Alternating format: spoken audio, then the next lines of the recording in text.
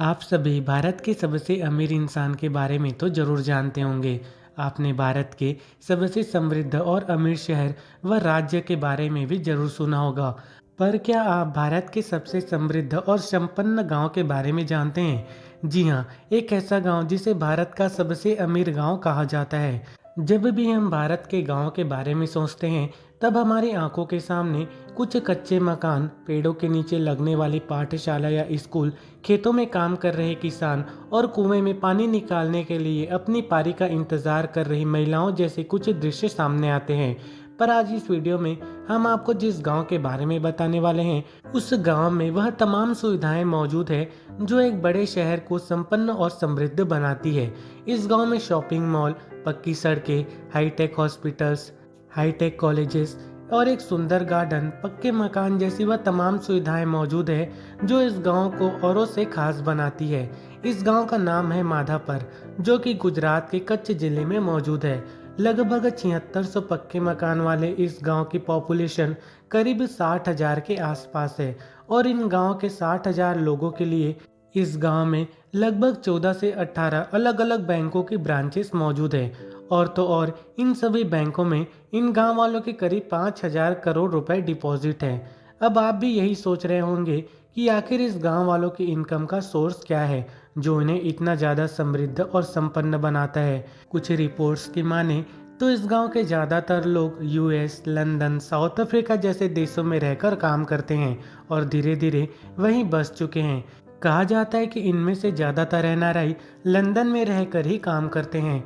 सन 1868-69 में लंदन में ही Madhapar village association नामक एक संगठन बनाया गया था, जिसका एक कार्यालय इस गांव में भी मौजूद है, ताकि विदेशों में रहने वाले लोग किसी न किसी बहाने एक दूसरे के कांटेक्ट में बने रहें। इस गांव की सबसे खास बात यह है कि गांव के कुछ लोगों ने इस गांव को छोड़ दिया, इस देश को छोड़ दिया।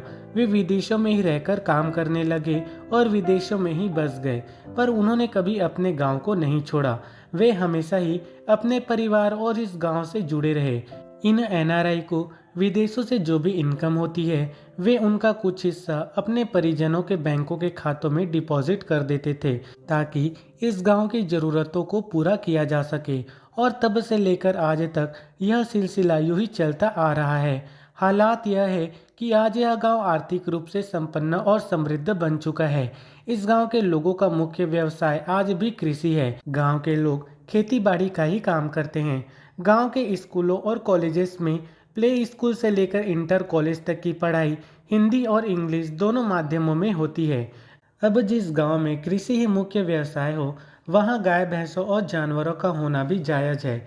इन जानवरों की सुविधाओं के लिए भी आधुनिक गौशाला मौजूद है। साथ ही साथ गांव के लोगों के अच्छे स्वास्थ्य के लिए बेहद आधुनिक हेल्थ सेंटर भी मौजूद है। किसी ग्रामीण को असुविधा न हो, इसलिए यहाँ कम्युनिटी हॉल भी बनाया गया है। साथ ही साथ नई झीलों, बांधों और गहरे बोर वाले आर्टिफिशियल कुओं से यहाँ पर लोगों को पूरे साल ताज़ा पानी मिलता है।